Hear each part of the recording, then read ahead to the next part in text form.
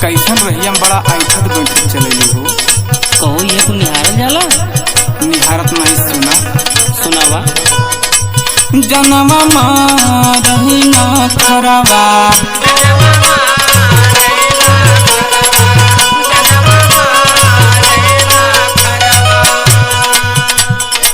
यही से आईला तोहरे पगरवा, यही से आईला तोहरे पगरवा, जनवा मारही ना खरवा।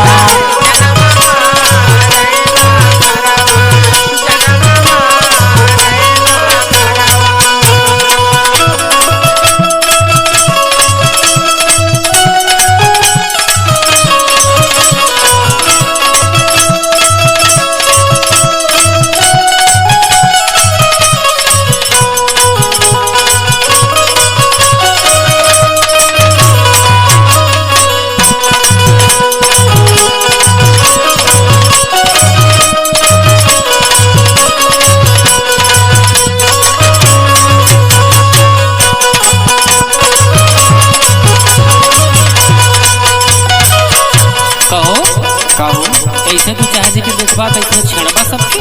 छिड़त नहीं सुना। सुनावा। आँख मारेलू साथ मुस्की मारेलू,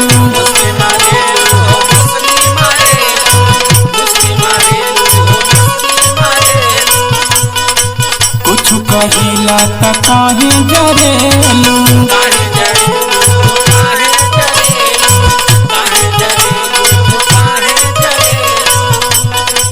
आँख मारेलू साथ मुस्की मारेलू, कुछ कहिले त काहे जरेलू। काहे उड़ावेलू गोरिया चरवा, काहे उड़ावेलू गोरिया चरवा, जनवा मारे ना खरवा।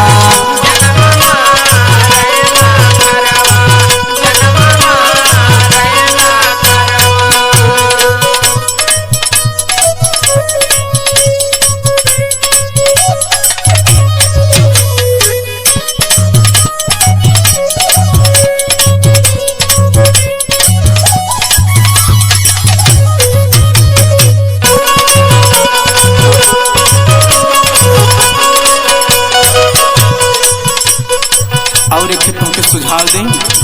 बोला। सुना। सुनावा। प्रीतम से यारी तू काला ये प्यारी,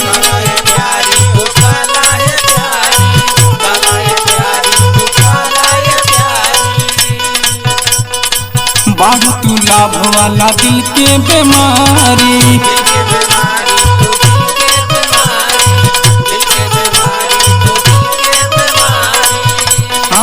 लहरी से यारी तू काला ये प्यारी, बाढ़ तू लाभ वाला दिल के बीमारी। गोरी लगावेलू तिरछा कजरवा,